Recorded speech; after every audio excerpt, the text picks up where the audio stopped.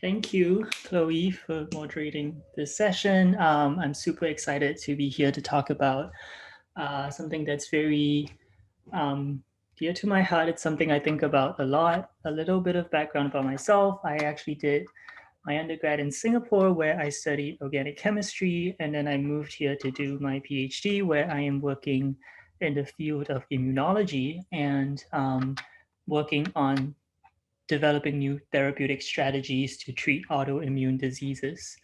Okay, so drug discovery is something that I think a lot about. And so I'm kind of excited to be telling you about, what the modern landscape of how we look at how we find a drug and how we think about a drug.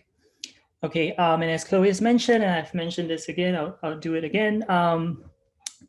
If you have any questions at all, just feel free to unmute yourself at any point, raise your hand, put something in the chat, which my chat box is gone. Oh, there we go. Okay, and I'll address it immediately. Okay, so I guess let's start with a question, which is, when I mention this idea of a drug, what comes to mind? What do you think about? Any ideas at all?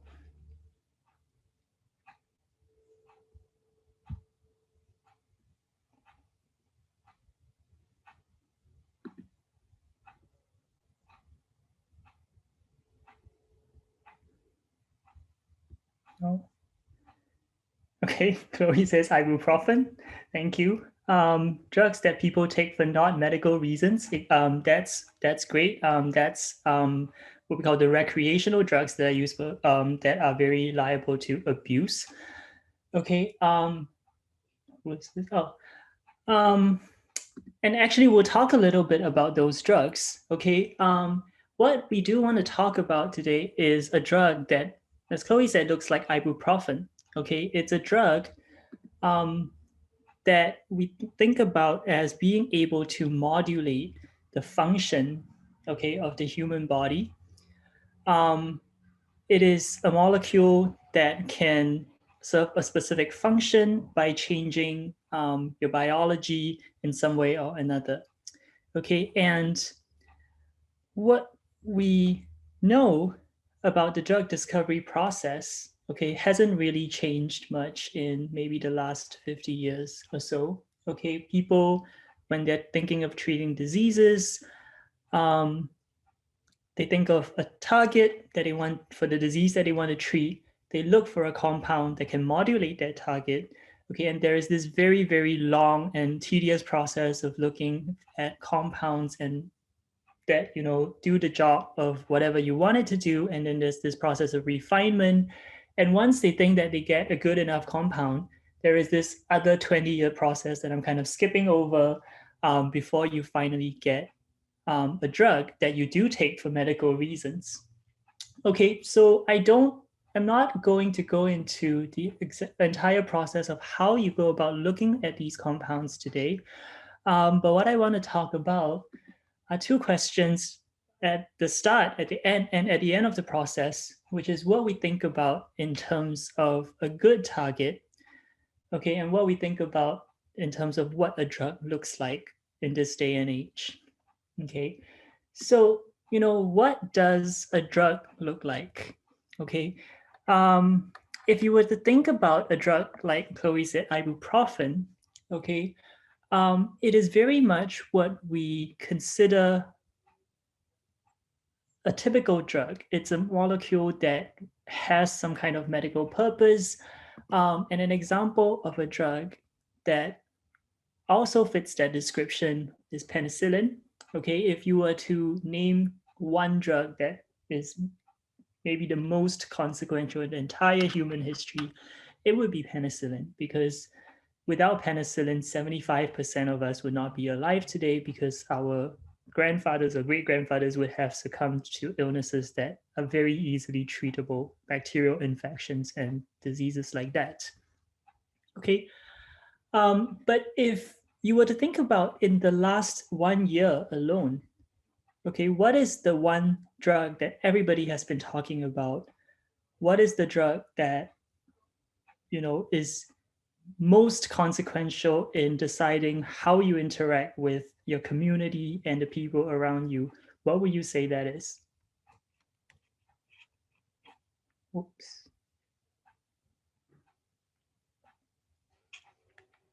Okay, I got a private message. Okay, the guy said COVID vaccine, and that's exactly right. Okay, the COVID vaccine looks like that structurally, and this is how you would represent the therapeutic that is the Pfizer COVID-19 vaccine. And this is how we kind of think about drugs. Each of the drugs, they have this brand name, which the company decides, and they have this generic name, which is what happens when some other company decides to produce something similar. So each drug has a brand name and a generic name. Okay, and if you look at what the COVID vaccine looks like, you're gonna think it looks very different from penicillin on the left. Okay, if you're a medicinal chemist, you look at penicillin, you think, I can make this compound in a week. Okay, and that same guy is gonna look at this vaccine and go like, what is this thing? Whereas if you're a biologist, you look at this and you're like, oh yeah, that's RNA. We do that in the lab all the time. We clone it all the time. Whereas penicillin is something that, you put in your agar plates and you can buy off a catalog somewhere, right? And penicillin and the COVID vaccine really illustrate kind of the broad spectrum of molecules and structures that we now come to think about today as what exactly a drug and what forms a drug can take. Okay, so in the US, the Food and Drug Administration approves drugs every year for users in various indications. And as of last night when I checked, this year they have approved 33 new drugs for a bunch of various conditions, including HIV, many cancers, psychological disorders like ADHD, schizophrenia, and a bunch of autoimmune diseases. And so looking at this list, okay, in addition to the fact that now these drug names kind of sound a little bit like Pokemon, okay, you can kind of have an idea of the kind of diseases that are still for which demand for treatment is very, very high. And if you were to zoom into, what these drugs look like, okay, highlighted in green over here are compounds that look like penicillin. They are small molecules, and they have a defined mode of action. And along this chemical space, so to speak, the kind of best example of how we begin to think of how to find a drug and how to design a drug, okay, comes from the example for treatment against HIV. Okay, so you may or may not know this, but just as a refresher, what we think about the biomolecules in all our cells is that we have this central dogma where DNA forms our genetic material. That is transcribed, our genes are transcribed into RNA, which is then translated into proteins. And then the proteins are the effectors of their function, and they serve all the biological functions that we can think of, whether it's as an enzyme to break apart the food we eat, or as structural components to maintain the integrity of our cells. And many of your biological processes are a result of the function of proteins. And in designing a drug, what we really want to do is to design a small molecule compound like penicillin, like ibuprofen, to go after a specific protein target. And that is still very much true when it comes to drug discovery today.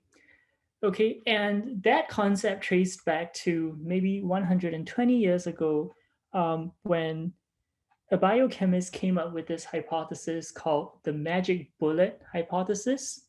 And what that says is basically for every disease, you kind of have a target. You have a protein that has gone wrong some way or another. Either it's not functioning properly, it's functioning too well, there's too much of it, there's too little of it.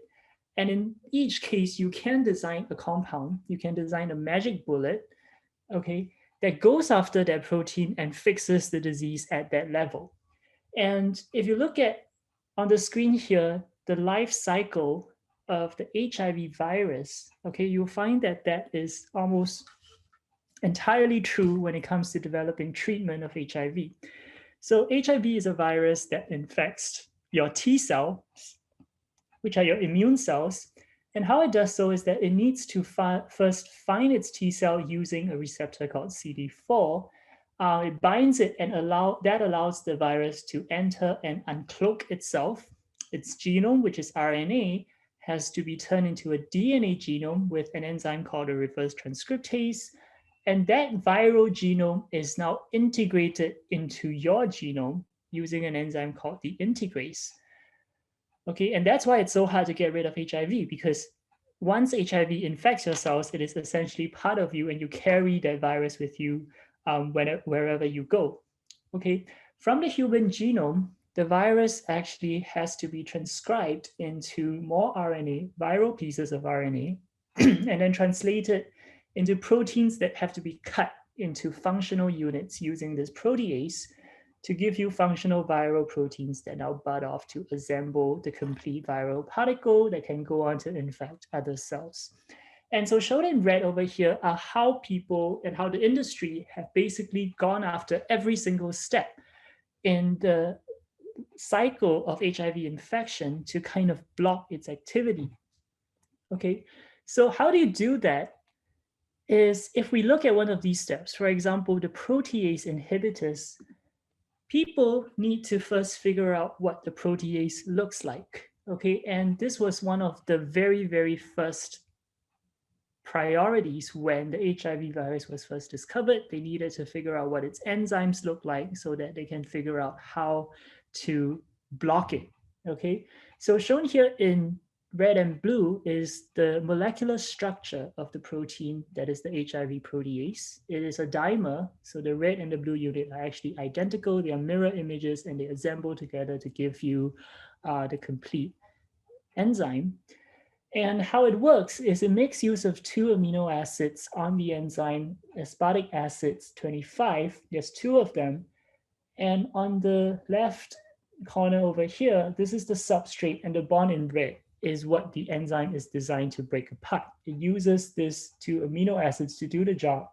And you can see that it basically makes a cut along the substrate. Okay. And so HIV protease is a typical enzyme. And how do we block the activity of the protease is, the idea is that if we have a substrate that the protease is designed to accept, okay, that looks like that, then in order to create an inhibitor of the enzyme, you basically want something that looks very, very similar so that the enzyme kind of thinks that it's taking up the substrate, okay, but it doesn't have a bond that can be cut in the same way that the substrate does. And so when this guy goes into the enzyme's active site, it stays there because it cannot be cleaved, and the enzyme is just blocked because it's not free to take up a new substrate either. Okay, and so if we go back to the figure on the left, what is shown in the active site pocket of this enzyme is sacrinavir, one of the first approved protease inhibitors for the treatment of HIV. And what this structure shows basically is that this inhibitor, as predicted, sits very nicely in the active site pocket of the protease. And on the right are a panel of 8 other HIV protease inhibitors. And at a glance, you can kind of tell that they look more or less similar, okay? And the active site of that inhibitor is actually this OH over here that is carried on every single drug, okay?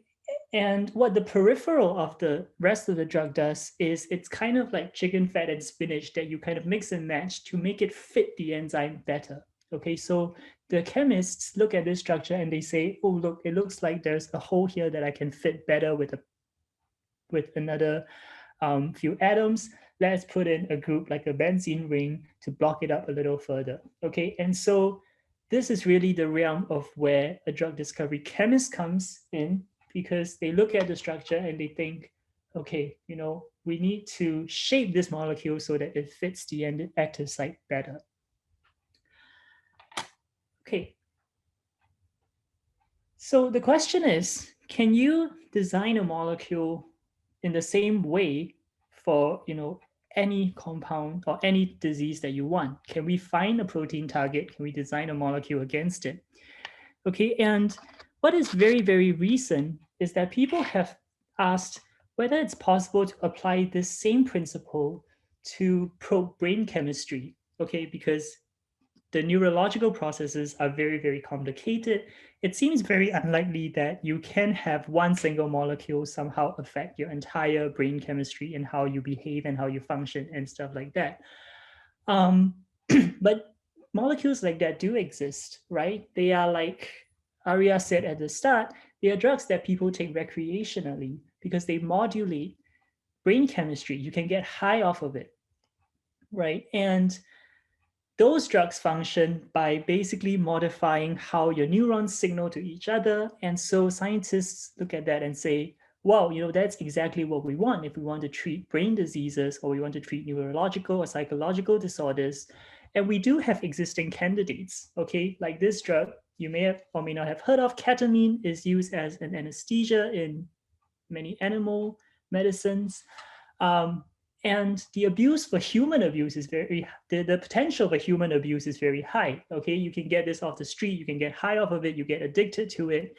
And for a long time, because of that, people didn't dare to touch these drugs because they say there's a lot of risk in trying to develop these drugs, because what if your patients just take this and go off in the streets and sell it to people for them to get high, right?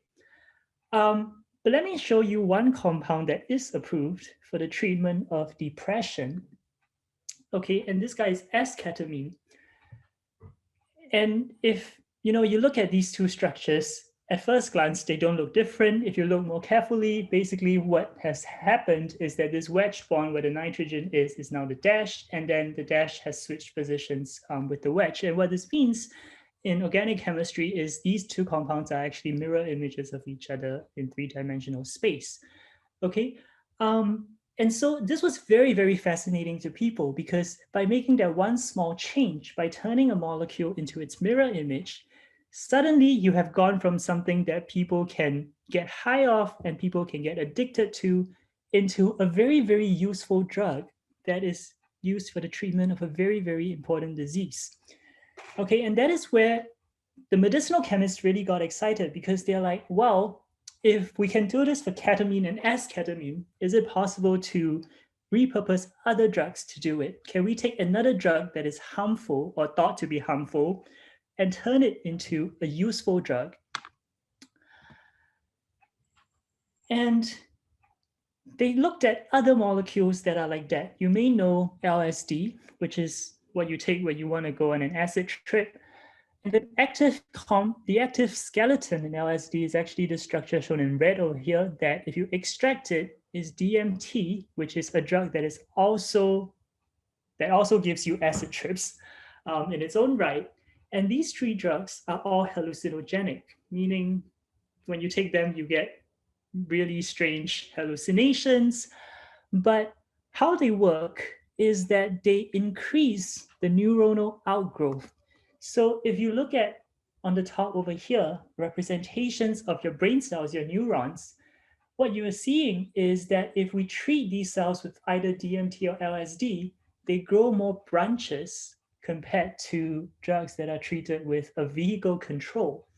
And this process that increases the neuronal outgrowth is really, really useful if you want to treat diseases like addiction, if you want to treat diseases like depression.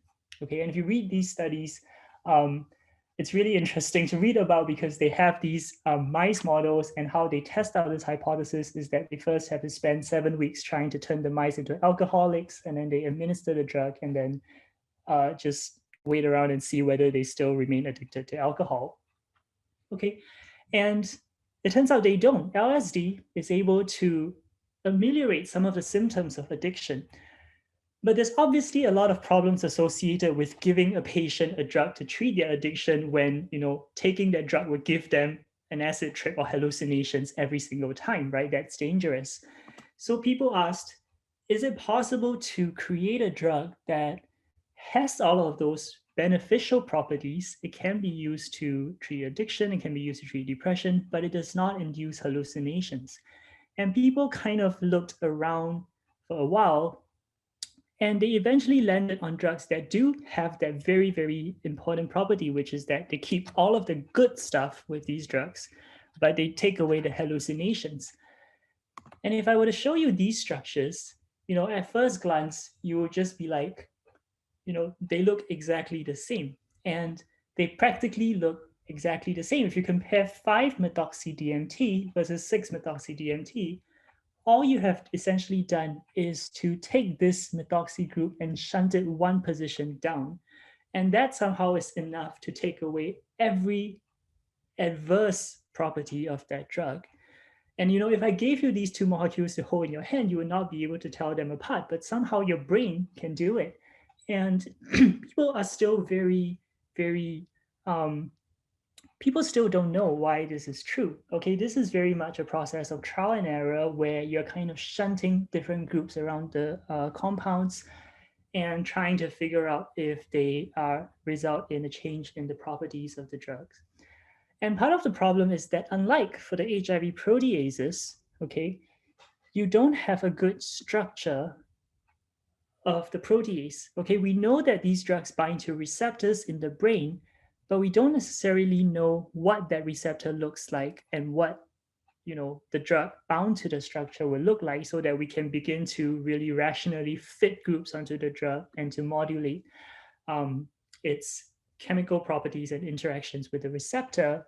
And so what people have really done is they model it. They turn to computational methods and they pretend, well, let's simulate what a structure of the receptor would look like. And this is a computational simulation. Okay, they basically assemble these atoms and they asked, based on force fields, how is this molecule going to interact with the receptor? Okay, and so this is really a simulation.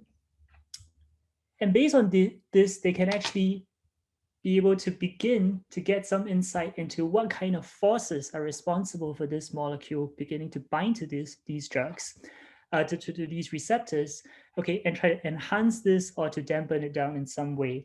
And this is a very much an active area of research where people try to figure out, based on these models or based on other structural information, what is the origin of hallucinogenic properties versus the ones that increase neuronal outgrowth that can be beneficial in therapy. So if we look at this one more time, what this is essentially modeling is that as the drug is approaching its receptor, it's forming these very weak interactions with it. Okay, your hydrogen bonding, your van der Waals forces, it's very, very weak and it's very, very transient and very loose. And in many cases, that is enough to cause your therapeutic effect.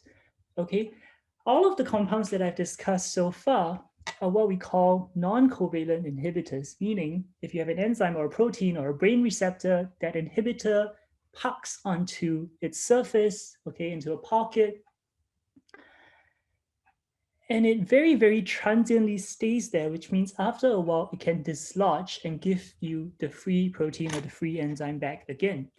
And, for a drug, that's not a very great property, because if there is a chance that it's going to come loose, this protein that you're trying to inhibit is going to be still able to do its thing at some point or other. And so people asked, is it possible to get a drug that permanently fixes itself and lodges itself into the protein and just stays there? And that is the idea behind the covalent inhibitor, where the inhibitor starts off the same as a non-covalent one. It forms some kind of weak interactions with the enzyme. But once it's up, it actually finds a way to form a tight covalent bond with the protein surface so that it permanently jams up that protein's machinery, and this guy is out of action for good. Okay, and people for a long time didn't believe that you could do something like that, because when you think about it, it's very, very dangerous to permanently put something out of action, because what if you need that enzyme for another important function somewhere else, right? Or worse, what if your inhibitor is not specific enough? What if it likes to go ahead and jam itself into every other protein that is in your body? And that's going to cause widespread toxic effects. And that's not a great drug at all. And in fact, that is the mode of action of many early chemotherapeutic drugs, which is that they actually indiscriminately jam themselves into all your proteins and all your DNA. And that's why they're so toxic, right? They kill all your normal cells in addition to your cancer cells. And the hope is that they just kill the cancer cells a little bit more quickly.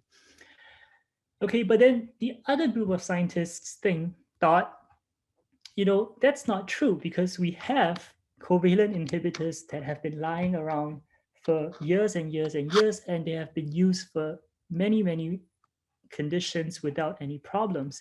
And in fact, chances are you have heard of two of the most famous drugs that are covalent inhibitors. Right at the start, I mentioned penicillin and aspirin, which is a painkiller and an anti-inflammatory drug. Okay, is also a covalent inhibitor. So if you examine the structure of penicillin, it has this box-like thing, which is called a beta-lactam, and it targets an enzyme on the bacteria called transpeptidase.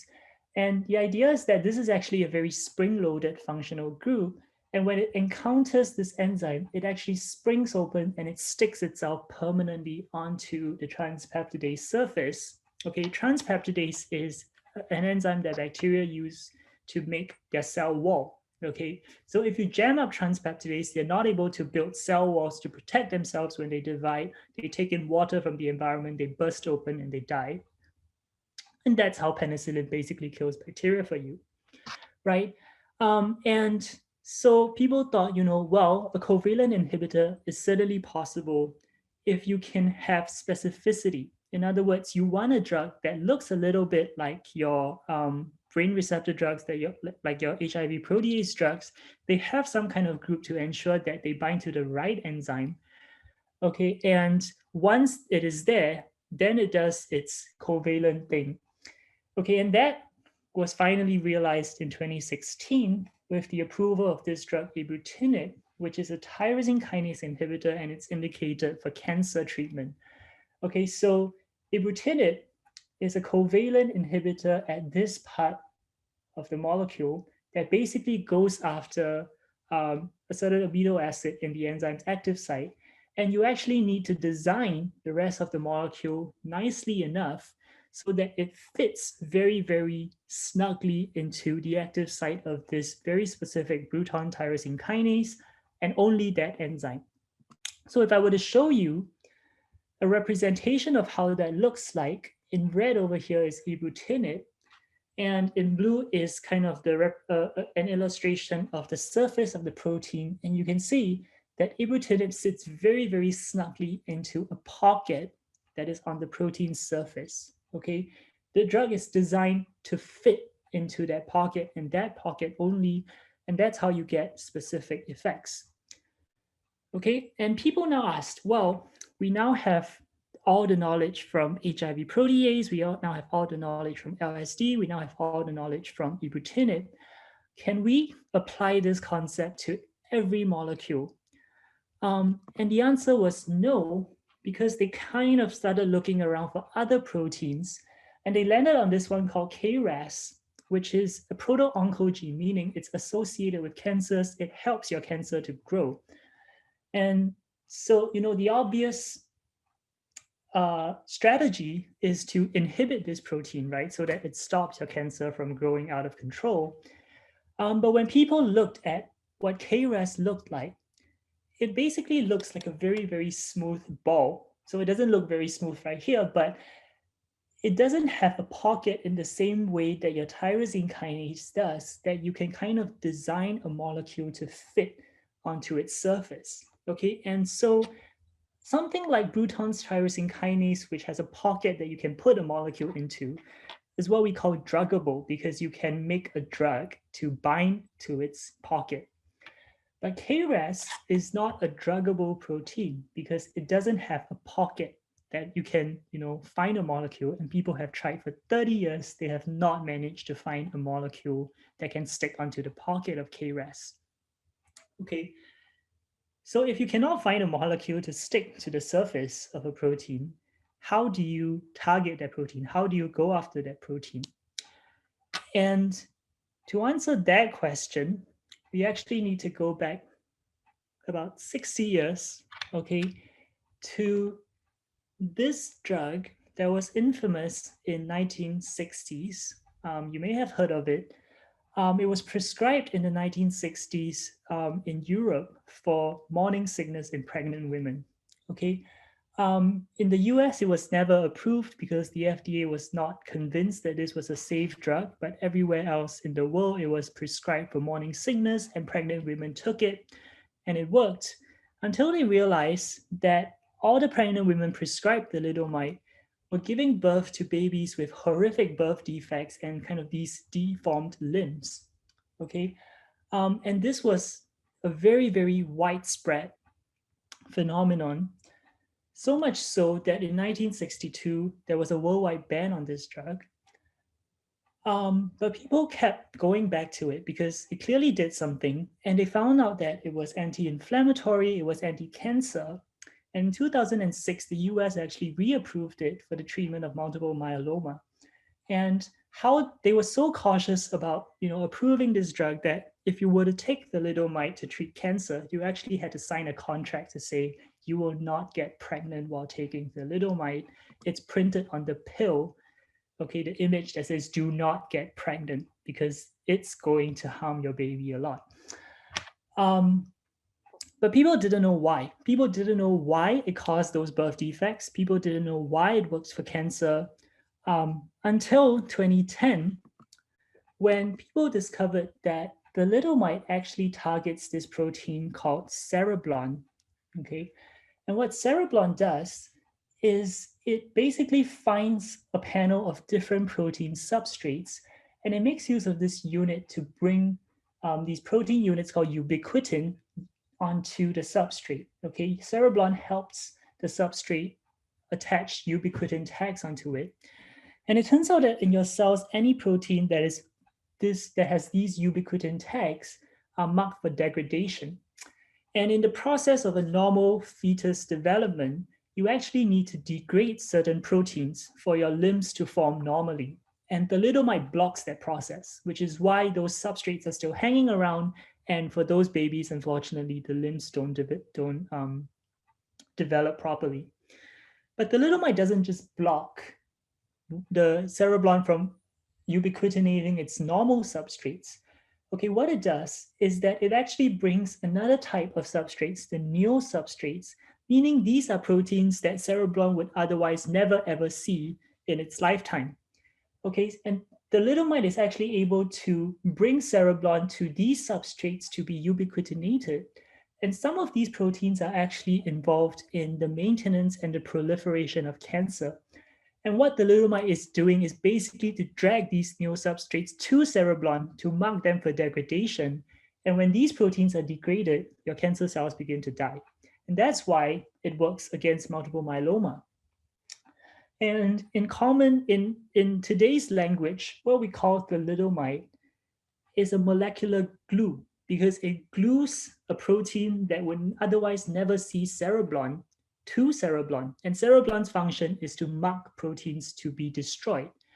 And that really sparked off this new train of thought that if I cannot find a molecule that can stick to the surface of my protein, then I'm going to go ahead and wholesale destroy the entire protein so that you cannot function. Okay, and that is the beginning of this field that you are going to hear about a lot in the next 5 to 10 years, the idea of the proteolysis targeting chimeras, or the PROTACs for short. And what the PROTAC is it's a double-hitted molecule. One of the hits engages an enzyme called a ubiquitin ligase, of which Cerroblon is an example. Okay, and the other hit recruits a protein that you are interested in destroying, the protein of interest. And when these two molecules are brought together closely enough, Cerroblon or another ubiquitin ligase would start putting ubiquitins onto this protein, and that marks the protein for degradation. Okay, and in the clinic right now, being tested against breast cancer is a molecule ARV110 that is a PROTAC. And when you look at the PROTAC, it's really modular. Okay, that means you can mix and match the different components and try to come up with different PROTACs. You have something that binds your target, You have something that recruits your Cerroblon, which you may find looks a bit like thalidomide, and you have a linker in between. And there's really a lot of active investigation in this area regarding what kind of targets can you bind, what kind of ubiquitin ligase can you recruit, must the linker be too long, too short, too flexible, too rigid? Okay, and many, many variations on this theme. Okay, there is no PROTAC that is approved for treatment yet, but this one is in clinical trials, so stay tuned. You may hear of this drug one day very soon in the news. Okay, so ARV-110 is the last drug that I'm discussing that really belongs in the realm of what we call a small molecule, something that is a small and cute molecule like aspirin, has a molecular weight of 180. And we are now really veering into an area where we are now beginning to use bigger and bigger and bigger components to treat diseases, beginning in the late 1900s with insulin, which is still very much used in the treatment of diabetes, and erythropoietin, which is a hormone that has been associated with a lot of doping scandals. And people really didn't think that these drugs were going to make it very far because, unlike a small molecule, proteins are not meant to be stable. They are not meant to last. Okay, if you take insulin for diabetes, you have to inject insulin every day because the moment it goes in, it starts being degraded by your body. Okay, but then if you go about 6 times that size, you will reach the chemical space of what we call the monoclonal antibodies. And that is really where people started paying attention to using proteins to drug any disease. Okay, what's an antibody? If you, for example, have taken the COVID-19 vaccine, which I hope you have, then what it does is that your immune system is going to pick up the spike protein, for example, and it's going to figure out which of your immune B cells can bind to that spike protein, which is an antigen. Okay, each of us have about 70 million of these B cells, and each of them have a different specificity. They have a different receptor that is capable of binding a specific structure or a specific molecule. And chances are one of those B cells is able to recognize, in the COVID example again, it's able to recognize a spike protein. Okay, and when that B cell binds its target, it gets activated with the help of many other immune cells, and it starts differentiating into these plasma cells that release antibodies. And because it is this original cell that binds to the antigen that gets activated, these antibodies are specific for whatever triggered their activation in the first place. If you take a COVID vaccine, these antibodies will be specific against the spike protein.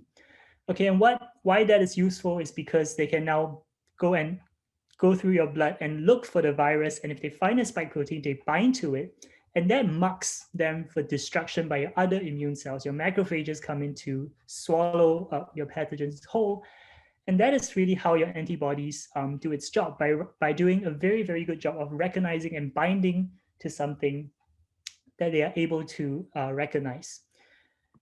Okay, and because of that, you can basically develop an antibody against anything in the world that you want to bind to.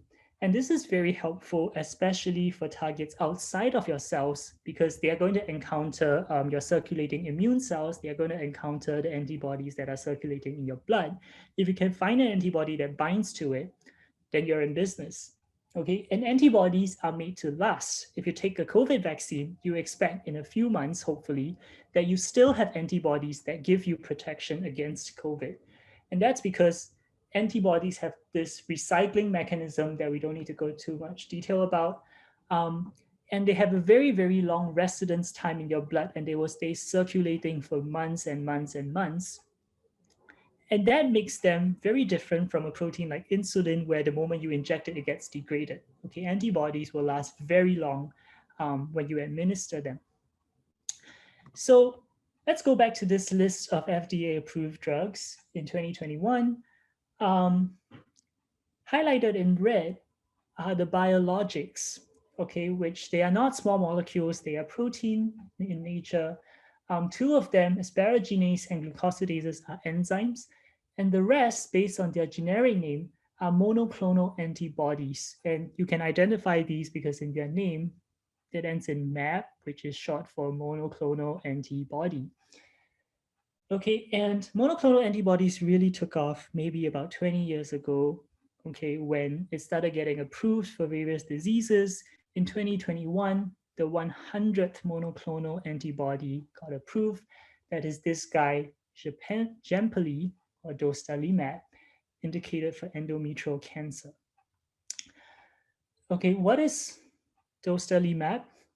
If you look at the molecular formula of it, it is definitely not a small molecule. It has 6,000 carbons, it has 9,000 hydrogens, but it is a biologic. Okay, it's an anti-PD-1 antibody. And what that means forms the basis for which these two gentlemen won the Nobel Prize a few years back for the so-called checkpoint immunotherapy.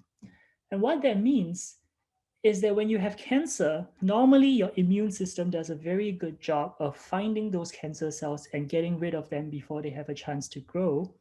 But cancer is a very smart disease. It makes use of this protein called PD-L1 to bind to another receptor on the T cell called PD-1. And what that tells the T cell is, I'm one of you, don't kill me. And the T cells, stand down. So the T cells are basically hanging around, but they don't kill the tumors because they're getting this inhibitory signal. And when you apply an antibody like an anti-PD-1, and you also have anti-PD-L1 antibodies, what that does is it blocks off that interaction. And the language that you always hear about in this kind of therapy is that it releases the brakes of the T cells. The T cells no longer have any reason to let the tumor cells off. And now your immune cells are able to swoop in and do the job of killing off your tumor cells and finishing the cancer off for you. Okay, and this is still very much a hotly researched area, okay, of how cancers make use of these various checkpoints to shut off your immune system. And using an antibody like anti-PD-1, you can block off the interaction, and basically you're restoring the ability of your own immune system to get rid of the cancer. And antibodies have, not just uses in blocking cancer, they also, like I said, can be used to bind anything you want. And also approved this year in a very, very controversial decision is this antibody, aducanumab, which is a therapy for the treatment of Alzheimer's disease. And if you know anything about Alzheimer's disease, its progression is thought to be due to the buildup of amyloid fibers in your brain. And aducanumab actually is supposed to bind to amyloid fibers and block disease progression in that way. Unfortunately, when this drug went to clinical trials, the mathematicians looked at the data and they said, it doesn't look like this drug worked very well. And so I don't think you should approve it. But nevertheless, the FDA did approve that drug. And that was very controversial. Many reasons why they chose to do that. If you know someone with Alzheimer's, or if you know anything about Alzheimer's, you'll know that unfortunately treatment options are very limited. And if you're a patient with Alzheimer's, you are basically desperate for any chance of a therapy that can improve your condition for you. Okay, and when this antibody comes along, even if the chances of it working are very, very low, you are going to be willing to give it a try.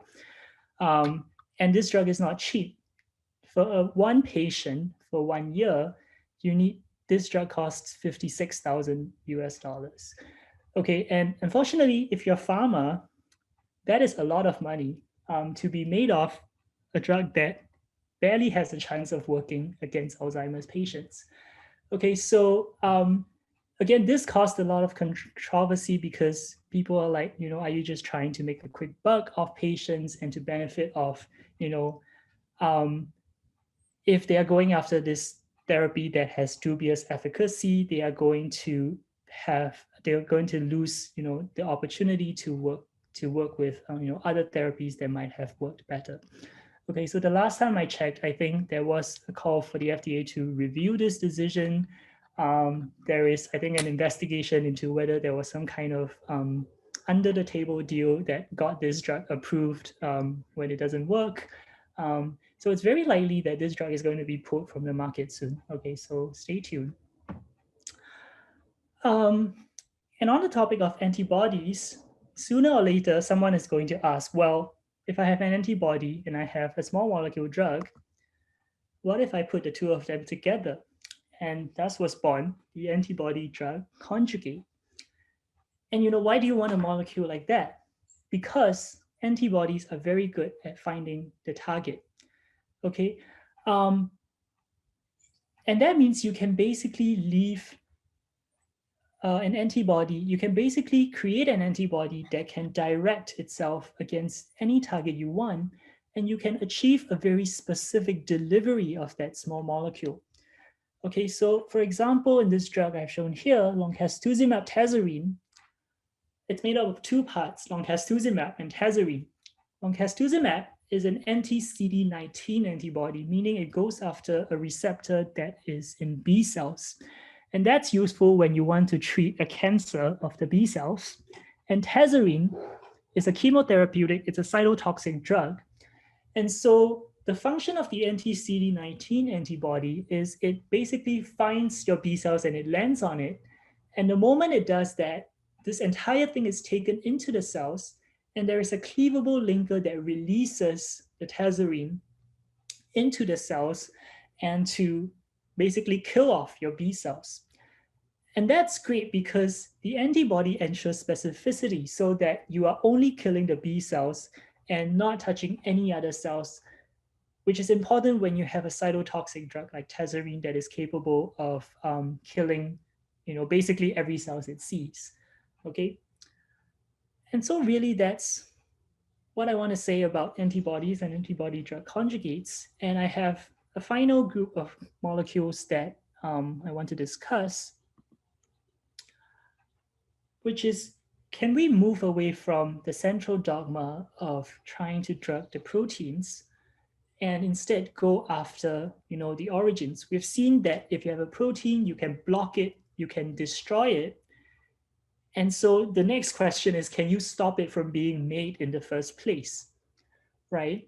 And to do that, you need to attack the protein production process at the RNA level. And you do so by creating RNAs that go after, the other RNAs. And that is what this one drug approved this year, casimersen, does. It is an antisense oligonucleotide, meaning it is designed to bind to a specific RNA. In this case, it is the RNA of a protein that is responsible for Duchenne muscular dystrophy, which is a muscle wasting disease. Okay, and what it does is it blocks the improper processing of the RNA. It binds to that RNA, it protects it from being blocked unnecessarily.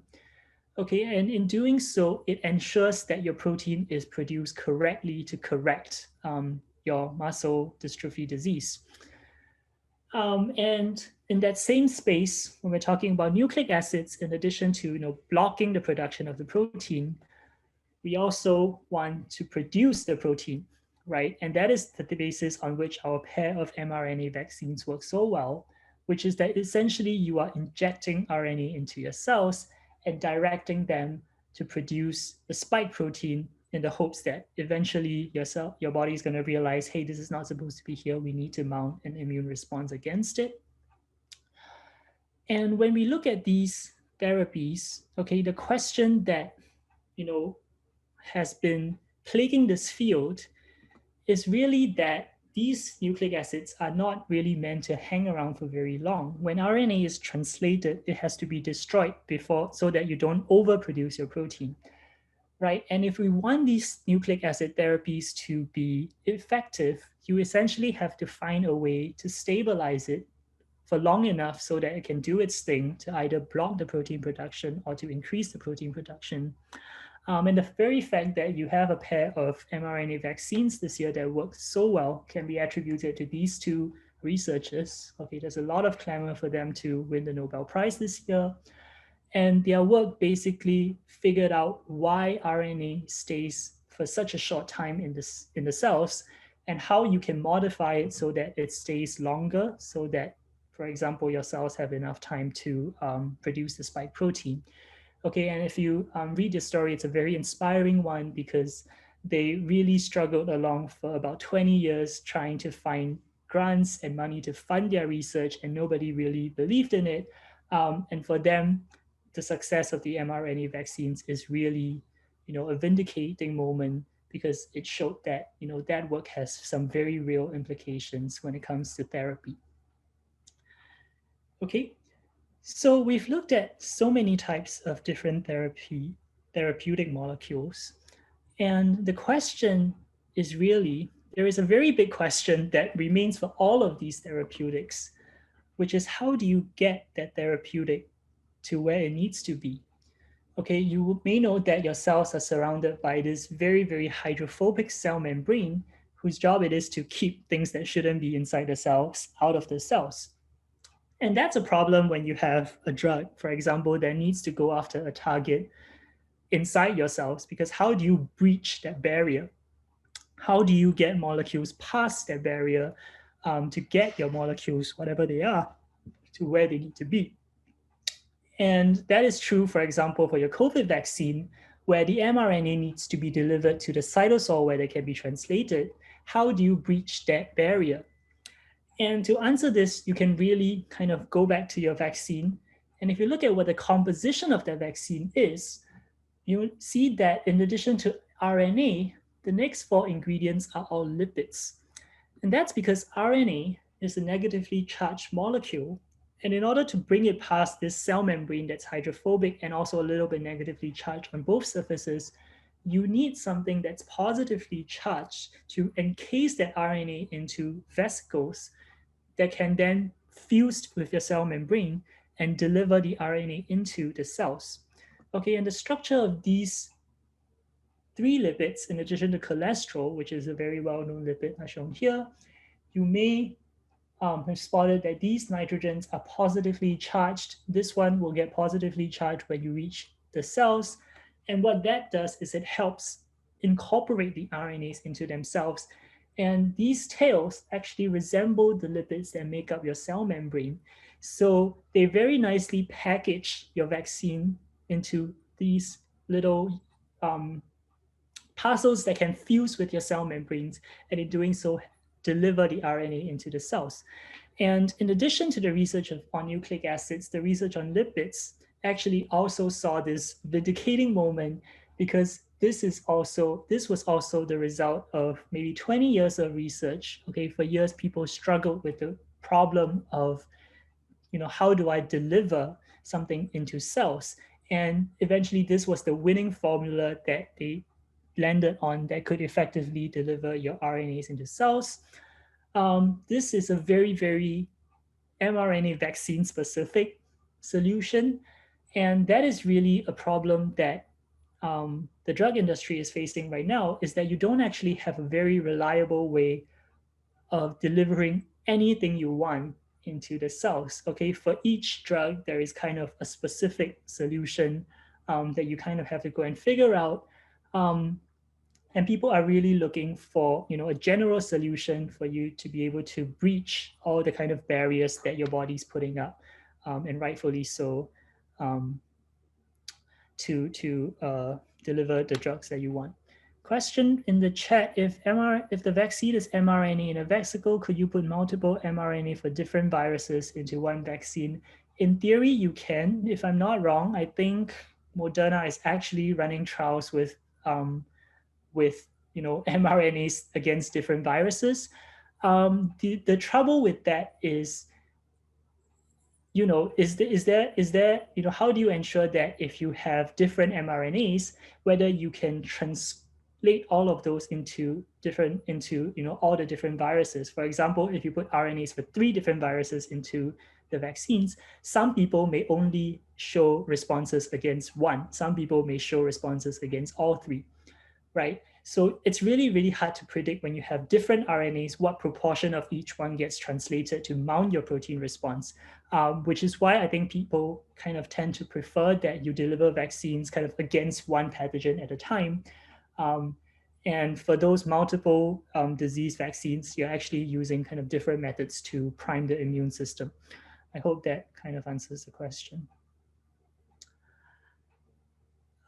Okay, so one final story that I want to end off on, which is that we've talked so much about what makes a drug, what a drug looks like, how to get a drug where it needs to be, what is a good target, do we go after the protein, do we go after the RNA, do we block the protein, do we stop the protein from being produced, do we destroy the protein? But the one thing that we really didn't think about is that so far all we are talking about are human targets, right? We are talking about destroying human proteins. We are talking about delivering human viral RNA into human cells so that they can be transcribed. And if you think about it, you may know this, but you have 10 times less cells that are your own than you have, for example, bacteria and microorganisms in you. If you were to take your entire body's worth of DNA and to sequence it, you actually have 20 times more DNA coming from bacteria, from fungi, from viruses than our human DNA. Okay, and that's something that in the early stages of drug development, you don't think too much about because, you know, we have bacteria in our skin, who cares, right? But people are now sitting up and thinking, well, you know, there is some value into you know, probing exactly what kind of bacteria we carry, because each of us carry different bacteria on our skin, in our gut, some say in our brain, and that could really affect how we respond to a certain drug. And this was actually brought to the front with this drug, gemcitabine, that is a chemotherapeutic that is meant to treat pancreatic disease. And when researchers were developing gemcitabine for pancreatic cancer, they looked at this drug in mice and they compared, you know, they looked at mice with pancreatic tumors and they compared the sizes of the tumors with, you know, those that were not treated. And if you kind of look at the tumor size as the days passed, with treatment versus no treatment, you're going to look at this graph and think, wow, this is not a very effective drug at all because it's barely doing anything to control the growth of the tumor, right? But people were very puzzled because there was only this very small group of mice that was exerting this, you know, resistance to treatment. For the majority of mice, they were responding super well to the treatment, and they couldn't figure out why. For this small group, it wasn't working at all until they decided to look more closely at the tumors themselves in these mice that were treatment resistant, and they saw bacteria in the tumors. And why was this important in this group of mice? Was because these bacteria were producing this enzyme that was actively chewing up this gemcitabine and turning it into a useless compound. And that's why for these mice, the pancreatic tumors were essentially not seeing anything that was an active drug at all, which was why they were not responding, because they were not responding to a drug that they didn't see. And so they went back to the mice and they said, well, what if we kill off the bacteria using an antibiotic? And in biology, 3 stars means it's a really significant result. And you can see that now, if you co-administer an antibiotic, the effects of gemcitabine showed up right away. The tumors barely grew compared to those that were not treated. And, you know, if you are a medicinal chemist or you were a biologist, you will look at this drug and you may think of things like, you know, when I inject this drug into a human, how is your body going to respond? How is it going to metabolize this drug? How is it going to modify it? And you're not going to look at this and think, I wonder how many people have bacteria that can break down this drug, right? But increasingly, it turns out that it's a very important thing to consider. Okay, because like I said, all of you have different bacteria in your gut. You have different bacteria in your skin, and that really affects the way that you respond, for example, to the food you eat. Okay, people have found that in people with a higher propensity towards obesity, for example, they have certain groups of bacteria that skinnier people don't, that predisposes certain people to certain diseases, even neurological conditions. And that's because these bacteria that are in you, they constitute this unique biochemistry environment. They secrete enzymes like that modify whatever food or drug that you're taking in. And what you are receiving is essentially their waste product. You're picking up wherever they left off and just going with it. And if you have a bacteria like that hiding in your tumor, no less, okay, that is going to undermine your treatment very, very badly unless you figure out the problem and you pick it up early. And you may have heard, in advances of the so-called human gut microbiome. Um, and that's because people are really waking up to this fact. They are waking up to the fact that depending on the kind of bacteria that you carry in you, you may need a very, very different treatment regime compared to someone else who doesn't have that same population of bacteria. Okay, and that's really where I want to end off. I have thrown a lot of a very, very expansive overview of the ideas that we're considering in the realm of drug discovery. If you are interested in chemistry, you may want to, make the next blockbuster drug. If you're a biologist, you may be interested in a certain disease and how it progresses in a normal human system. And in each case, there are a lot of open questions that you can answer, and there will be a niche area that you are going to find yourself in the course of drug development. Okay, so in short, in trying to assemble this talk, I actually didn't manage to have time to go into many, many other areas. Okay, how do we, find these compounds to bind our proteins? How do we diagnose disease? How do we use electronics to treat diseases? You've heard a lot about epigenetics, you've heard a lot about CRISPR, and these are actually up and coming therapeutic strategies as well. In addition to drugging other proteins, other molecules that are not proteins. How do you go after DNA? How do you go after the lipids? They are all very, very biologically important, but unfortunately I don't have time to go into all of these.